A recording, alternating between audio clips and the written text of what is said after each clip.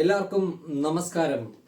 Patriot, Mahesh നാരായണന്റെ patriot ഏതാണ്ട് നമ്മുടെ ഒരു വർഷത്തോളമായെന്ന് തോന്നുന്നു കാത്തിരിപ്പ് ഇപ്പൊ വന്നിരിക്കുകയാണ്. സിനിമയുടെ ഏറ്റവും വലിയ പ്രത്യേകത നമ്മുടെ പ്രധാന സൂപ്പർ താരങ്ങൾ മമ്മൂട്ടി, മോഹൻലാൽ, കുഞ്ചാക്കോ ബോബൻ, ഫഹദ് ഫാസിൽ എല്ലാവരും നിരക്കുന്നു എന്നുള്ള ഒരു പ്രത്യേകതയാണ്. ഒരു ട്രെയിലർ എനിക്ക് നല്ല പ്രതീക്ഷ തന്നു.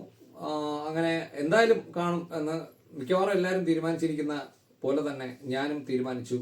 അങ്ങനെ ഇന്ന് പോയി കണ്ടു പാട്രിയറ്റ്. ഞാൻ രാവിലെ മുതൽ ഞാൻ ഒരു റിവ്യൂസും, ഇവിടെ റിവ്യൂ ഇടുന്ന മഹാന്മാരുടെ ഒരു റിവ്യൂസും ഞാൻ കാണാതെ ഞാൻ എൻ്റെ മാത്രം അഭിപ്രായം പറയുകയാണ്. കോമൺ ആയിട്ട് പുറത്തുള്ള അഭിപ്രായം എന്താണെന്ന് എനിക്കറിയില്ല. ഞാൻ കണ്ട് എനിക്ക് അനുഭവപ്പെട്ട കാര്യമാണ് ഞാൻ ഈ പറയുന്നത്.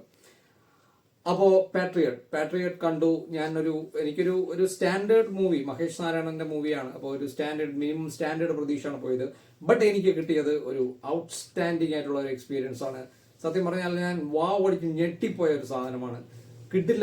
കിടിലമായിട്ടാണ് ഈ അടുത്ത കാലത്തേക്ക് ഞാൻ മലയാളത്തിൽ ഇത്രത്തോളം പെർഫെക്ഷൻ ഉള്ള ഒരു സിനിമ. പെർഫെക്ഷൻ മീൻസ് എല്ലാ കാര്യത്തിലും അത് ഉൾപ്പെടും.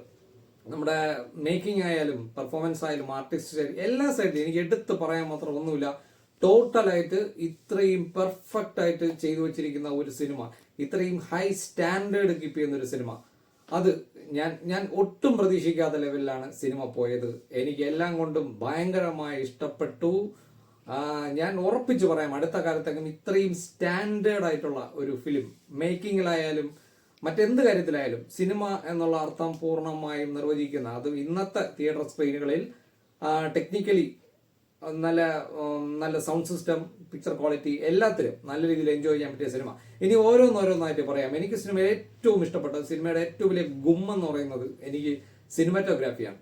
DOP, പ്രത്യേകിച്ച് ക്യാമറ വർക്ക്. അത് എത്ര പേർക്ക് ശ്രദ്ധിച്ചു എന്നറിയില്ല. എനിക്കെന്തോ തുടക്കം മുതൽ എൻഡ് വരെ അതിന്റെ ഒരു ക്യാമറ വർക്ക് ഭയങ്കരമായിട്ട് എനിക്ക് ഇഷ്ടപ്പെട്ടു. എല്ലാവരും BGM അങ്ങനെ ഇങ്ങനെയൊക്കെ പറയുമായിരിക്കും. ക്യാമറ വർക്ക് എനിക്ക് ഭയങ്കരമായിട്ട് ഇഷ്ടപ്പെട്ടു. അതാണ് എനിക്ക് നമ്പർ 1 ആയിട്ട് തോന്നിയത്. പിന്നെ സുഷിൻ ശ്യാമിന്റെ മ്യൂസിക്, BGM കിടുവായിരുന്നു. കിടു എന്ന് പറഞ്ഞാൽ ഞാൻ ഈ അടുത്ത കാലത്ത് ഈ സുഷിൻ ശ്യാം ഇത്രയും കിടലുമായിട്ട് ചെയ്യുമെന്ന് എനിക്ക് വലിയ പുള്ളിക്കാരനെ പറ്റി വലിയ അഭിപ്രായമൊന്നുമില്ലായിരുന്നു. പക്ഷേ ഈ സിനിമയ്ക്ക് പക്ക സൂപ്പർ. പിന്നെ നമ്മുടെ സൂപ്പർ താരങ്ങൾ മമ്മൂട്ടി, മോഹൻലാൽ മാത്രമല്ല, അഭിനയിച്ചിരിക്കുന്ന ഓരോ വ്യക്തിയും പെർഫെക്റ്റ് ആയിട്ട് കിട്ടു അഭിനയമാണെന്ന് വെച്ചാൽ ആരുടെ ഭാഗത്ത് നമുക്ക് യാതൊരു വീഴ്ചയും, ആരുടെ അഭിനയവും താഴ്ന്നു പോയി എന്ന് നമുക്ക് പറയാൻ പറ്റത്തില്ല. അത്ര മികച്ച അഭിനയം. ഇതിൽ ആരാണ് കിടില, മമ്മൂട്ടിയാണോ മോഹൻലാലാണോ എന്നൊന്നും പറയാൻ പറ്റത്തില്ല. ഞാൻ അങ്ങനെ കമ്പയർ ചെയ്യൊന്നും പറയുന്നില്ല. ഒരു കാര്യം പറയാം, സിനിമ ഒരു മമ്മൂട്ടിയുടെ സിനിമയാണ്. നായകൻ അതിൽ നേരത്തെ അറിയാവുന്ന കാര്യമാണ്, സസ്പെൻസ് ഒന്നുമല്ല. മമ്മൂട്ടിയാണ്. മുഴുനീള മമ്മൂട്ടി നിറഞ്ഞു നിൽക്കുന്ന ഒരു ഫിലിമാണ്. അതിൽ ഇടയ്ക്ക് കുറെ ഭാഗത്ത് മോഹൻലാൽ വരുന്നുണ്ട്. നല്ലൊരു സാന്നിധ്യം തന്നെ പുള്ളിക്കാരനും വെച്ചിട്ടുണ്ട്. ഒരു മുഴുനീള സിനിമയിൽ മോഹൻലാൽ അഭിനയിക്കുന്നതിനേക്കാളും എന്തുകൊണ്ടും ഇതുപോലുള്ള റോളുകളിൽ വന്ന് ശരിക്കും ഭയങ്കര ഒരു ഇമ്പാക്ട് തന്ന റോളാണ് മോഹൻലാലിന്റെ റോള്, സമ്മതിച്ചിരിക്കുന്നു. പിന്നെ എല്ലാവരും കിട്ടുന്ന തന്നെ കുഞ്ചാക്കോ ബോബനും നല്ല നീറ്റ് പെർഫോമൻസ്. ഫഹദ് ഫാസിൽ ചിലയിടത്ത് ഓവറായി പോയതുപോലെ തോന്നും, അത് അദ്ദേഹത്തിന്റെ ക്യാരക്ടർ അങ്ങനെ ആയാലും. പിന്നെ ഇതിന് ടെക്നിക്കലി പറഞ്ഞാൽ ഈ സിനിമ ഏറ്റവും കിടിലം, ഞാൻ ഒട്ടും പ്രതീക്ഷിക്കാത്ത രീതിയിൽ നല്ല മികച്ചു നിർത്തിയ ഒരു സംഭവം CGI വർക്കാണ്. Computer graphics, VFX. ഒന്ന് രണ്ട് ഫ്ലൈറ്റിന്റെ 1-2 സീൻസും ആക്ഷൻ സീൻസും ചേസും ഇങ്ങനെയുള്ള 1-2 കാര്യങ്ങളുണ്ട്. അപ്പോ കിടിലം എന്ന് പറഞ്ഞാൽ കിടിലം. ഞാൻ VFX ഇത്രത്തോളം കുളമാക്കാത്ത രീതിയിൽ മലയാള സിനിമയിൽ ചെയ്തിട്ടുള്ളത്, റിസ്കി ആയിട്ട് ചെയ്തിട്ടുള്ള സാധനം ഇത് തന്നെ പറയാം. പിന്നെ ആക്ഷൻ വർക്ക്, 2-3 ചേസ് സീൻസ് ഒക്കെ ഉണ്ട്. എനിക്ക് ചേസ് സീൻസ് ഒക്കെ ഭയങ്കരമായിട്ട് ഇഷ്ടപ്പെട്ടു. ഒരിക്കലും പൊതുവെ എല്ലാവരും മലയാള സിനിമ ഇപ്പം മേക്കിങ്ങിൽ ഉഴപ്പാണ്. അത് എല്ലാ സീനിലും, പ്രത്യേകിച്ച് ആക്ഷൻ റിസ്കി ആയിട്ടുള്ള സീൻസിൽ എനിക്കത് കറക്റ്റായിട്ട് ഫീൽ ചെയ്യും. ഉഴപ്പി എടുക്കുന്ന ഒരു മേക്കിംഗ് സ്റ്റൈലാണ് ഇപ്പോഴത്തെ എല്ലാ സിനിമകളും. ആർക്കും സിനിമ മെനക്കെട്ട് എടുക്കാൻ വയ്യ. അതെന്താണ് കാര്യമെന്ന് അറിയില്ല. അത് ഞാൻ വേറെ റിവ്യൂസിനും പറഞ്ഞിട്ടുണ്ട്. പക്ഷേ ഇതില് അങ്ങനെയല്ല. ഇതില് ഓരോ ഫ്രെയിമും റിസ്കി ആയിട്ടുള്ള ഫ്രെയിംസ് തന്നെയാണ്. വളരെ ബുദ്ധിമുട്ടി മെനക്കെട്ട് തന്നെ എടുത്തിട്ടുള്ളത്. അതിനാണ് ഞാൻ ഏറ്റവും കൂടുതൽ അപ്രിസിയേഷൻ ഈ സിനിമയ്ക്ക് കൊടുക്കുന്നത്. പിന്നെ കഥ, തിരക്കഥ, സംഭാഷണം, പെർഫോമൻസസ്, ഇതിനെപ്പറ്റിയൊന്നും എനിക്ക് പ്രത്യേകിച്ചൊന്നും പറയാനില്ല. കഥയേക്കാൾ മികച്ചു നിൽക്കുന്നത് തിരക്കഥയാണ്. തിരക്കഥ ആണ് സിനിമയെ കൊണ്ടുപോകുന്നത്. സെക്കൻഡ് ഹാഫിൽ പിന്നെ അങ്ങോട്ടൊക്കെ പോകുമ്പോൾ ക്ലൈമാക്സ് ഒക്കെ നല്ല ഉജ്ജ്വലമായിട്ടുള്ള രീതിയിലുള്ള തീ ലെവലിലുള്ള സീൻസ് ഒക്കെ ഉണ്ട്. അടിപൊളിയാണ്. ആക്ഷനൊക്കെ അടിപൊളിയാണ്. മൊത്തത്തിൽ സിനിമ എല്ലാം തികഞ്ഞു നിൽക്കുന്ന ഒരു സിനിമയായിട്ട് എനിക്ക് തോന്നി. ഞാൻ ടോട്ടലി സാറ്റിസ്ഫൈഡ് ആണ്. ബട്ട് ഇതിന്റെ ഒരു പ്രശ്നം എന്താണെന്ന് പറഞ്ഞാൽ, ഈ വാഴയും വാഴക്കുലയും ഒക്കെ തലയിൽ ചുമന്നു നടക്കുന്ന ആളുകൾക്ക് പറ്റിയ ഒരു സിനിമയല്ല ഇത്.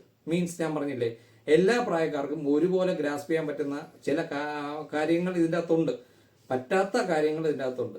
പ്രത്യേകിച്ച് ഈ സൈബർ സ്പേസിലെ കുറച്ച് കാര്യങ്ങൾ, അതിൻ്റെ അകത്തുള്ള കുറച്ച് മറ്റേ ഡേഞ്ചർ ആയിട്ടുള്ള നമ്മുടെ ഡിജിറ്റൽ വേൾഡിലുള്ള കുറച്ച് കാര്യങ്ങൾ, ഇതിനെ പറ്റിയുള്ള ഒരു ബേസിക് അറിവെങ്കിലും ഉണ്ടെങ്കിലേ നമുക്ക് ഇതിന്റെ കാര്യങ്ങൾ കൂടുതലൊന്ന് ഗ്രഹിച്ചെടുക്കാൻ പറ്റൂ.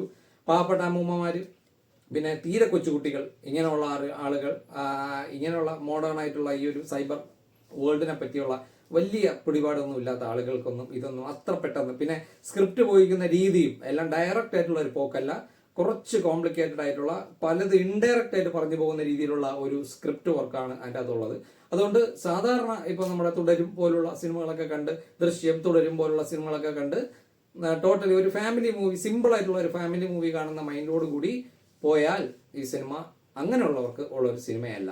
അതുകൂടെ പറയാം. അതുകൊണ്ട് പാട്രിയോട്ട് ഒരു വൻ വിജയമാകുമോ എന്നൊന്ന് ചോദിച്ചാൽ എനിക്ക് ഉറപ്പുണ്ട്, ബാക്കി സിനിമകളുടെ കളക്ഷൻ റെക്കോർഡൊന്നും ഈ സിനിമ പൊട്ടിക്കില്ല.